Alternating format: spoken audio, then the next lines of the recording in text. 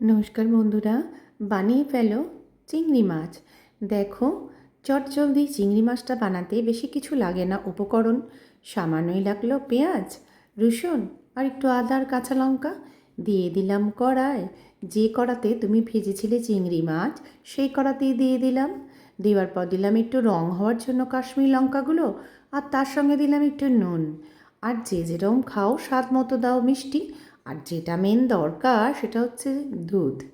আমি দুধটাকে বয়েল করে ঠান্ডা করে ফ্রিজে রেখে দিয়েছিলাম, সেই দুধটাকে দিয়ে দিয়েছিলাম। দুধ দিলে এর রং হয়ে যাবে পাল্টে, একেবারে দেখছো চমকাচ্ছে যেন, ভীষণ সুন্দর হয় রং। তুমি যে কোনো কিছুর মধ্যে একটু দুধ দাও যদি, দেখবে রংটা একটা দারুণ হয়। তো সেই দুধ দিলাম। দেবার পর ভেজে রাখা চিংড়ি মাছগুলো দিয়ে দিলাম। দেওয়ার পর করবে নাড়াচাড়া। এর মধ্যে নাড়াচাড়া করার পর আর ব্যাস, আর কিছুই মশলা লাগবে না বন্ধুরা।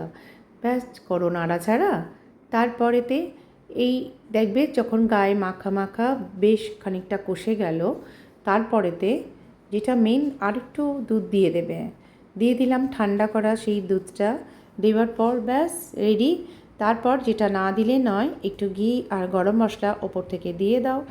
রেডি একেবারে সুন্দর একটা চিংড়ি রেসিপি।